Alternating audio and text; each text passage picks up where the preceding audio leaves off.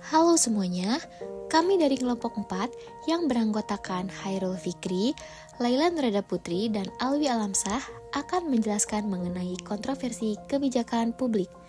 Mari simak penjelasannya. Indonesia, sebagai negara kepulauan terbesar di dunia, memiliki tantangan dan potensi yang luar biasa dalam mengelola pemerintahan serta memenuhi kebutuhan rakyatnya yang beragam. Untuk menghadapi kompleksitas ini, kebijakan publik menjadi instrumen penting dalam mengarahkan pembangunan dan menjaga keseimbangan antar berbagai kepentingan.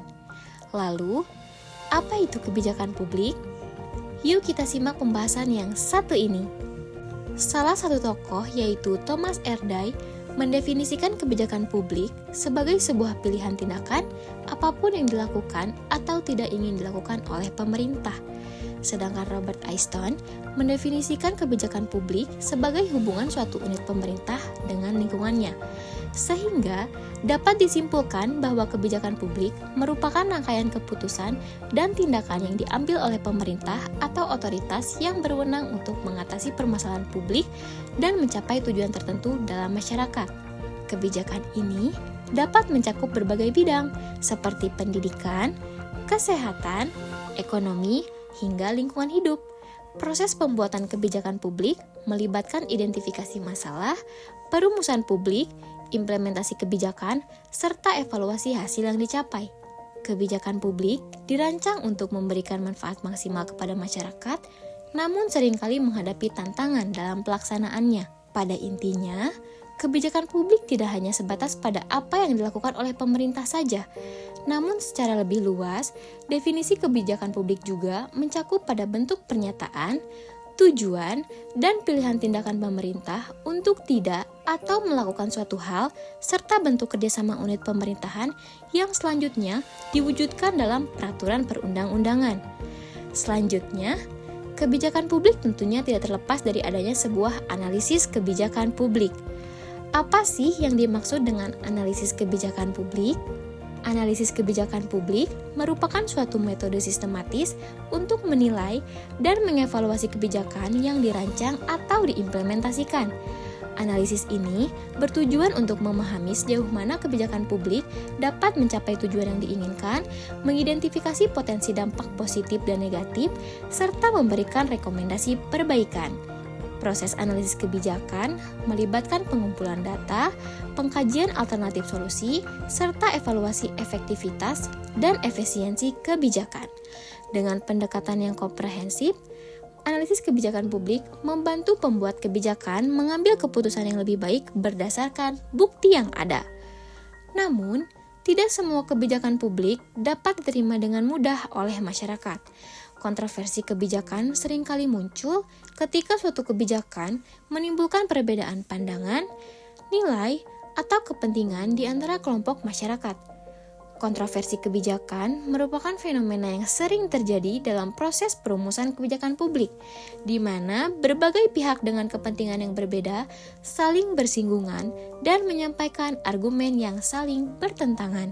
Salah satu tokoh yang bernama Paul Eisbitter yang merupakan tokoh penting dalam studi kebijakan publik. Dalam karya-karya tulisnya, ia banyak membahas pendekatan dan kerangka kerja untuk menganalisis kebijakan, termasuk konflik atau kontroversi dalam proses kebijakan. Pada tahun 1999, ia mengedit sebuah buku yang berjudul Theories of the Policy Process, yang menjadi referensi penting dalam kajian kebijakan publik. Dalam buku tersebut, Eisbitter menyajikan beberapa pendekatan teoritis, termasuk yang relevan untuk memahami kontroversi kebijakan. Salah satu teori yang sering dikaitkan dengan Eisbitter adalah advocacy solution framework. Teori ini mengidentifikasi bahwa kebijakan seringkali melibatkan kontroversi yang berlangsung dalam jangka panjang dan dipengaruhi oleh koalisi advokasi yang terdiri dari berbagai aktor dengan nilai keyakinan dan tujuan yang serupa. Beberapa poin penting terkait dengan teori ini adalah: 1. Koalisi advokasi, yaitu kontroversi kebijakan sering melibatkan koalisi yang saling bertentangan. Misalnya, koalisi pro lingkungan vs koalisi industri. Masing-masing koalisi terdiri dari aktor pemerintah, kelompok kepentingan, dan pakar yang berbagai keyakinan inti tertentu. Kedua, konflik jangka panjang, yaitu kebijakan yang sering kali bersifat dinamis dan berlangsung selama bertahun-tahun.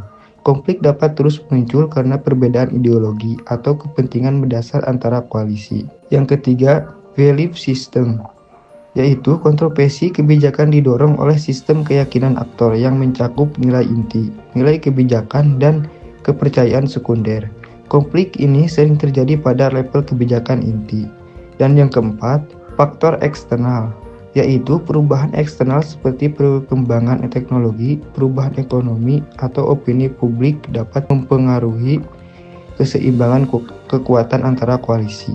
Dalam artian, kontroversi kebijakan ini merujuk pada situasi di mana terdapat perbedaan pandangan yang signifikan antara pihak-pihak yang terlibat dalam proses perumusan atau implementasi kebijakan.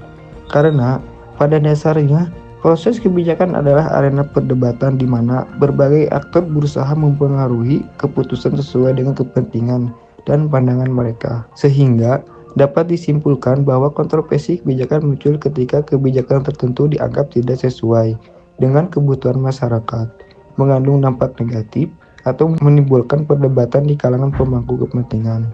Nah, menurut teman-teman, apakah di Indonesia ada kebijakan yang kontroversial?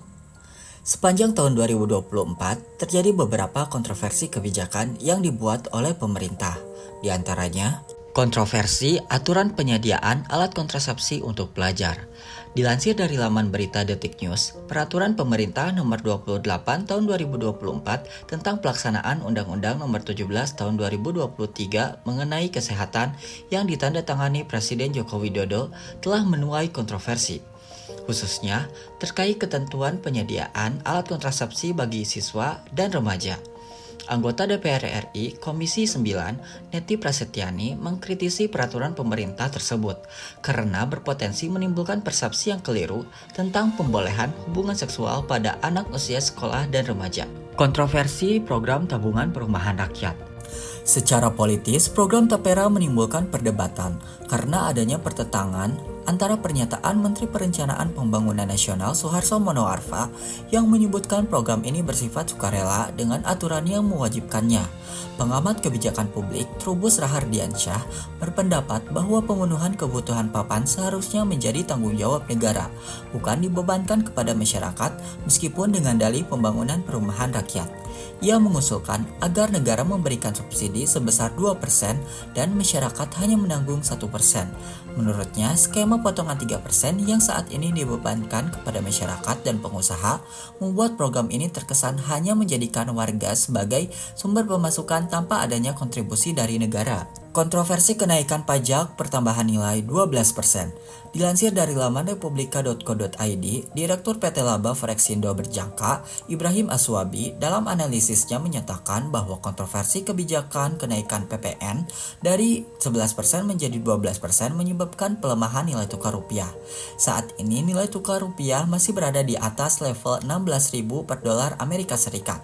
Terjadi ketidaksinkronan di mana pemerintah menjalankan kebijakan sesuai Undang-Undang Nomor 7 Tahun 2021 tentang harmonisasi peraturan perpajakan yang berlaku 1 Januari 2025. Namun kondisi ekonomi global yang tidak kondusif berdampak pada ekonomi Indonesia, terutama daya beli masyarakat menengah ke bawah.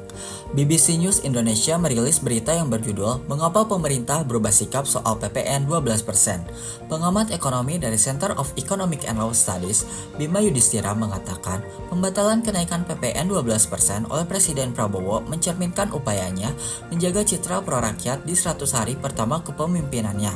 Presiden menegaskan keputusan ini sebagai komitmen melindungi daya beli masyarakat dan pemerataan ekonomi. Berdasarkan keterangan yang diterima BBC News Indonesia, tarif PPN 11% tetap diberlakukan untuk seluruh barang dan jasa, kecuali beberapa kebutuhan pokok masyarakat seperti minyak goreng curah kita, tepung terigu, dan gula. Berbagai kontroversi tersebut menunjukkan tantangan pemerintah dalam menyeimbangkan kepentingan berbagai pihak dan mengkomunikasikan kebijakan kepada publik.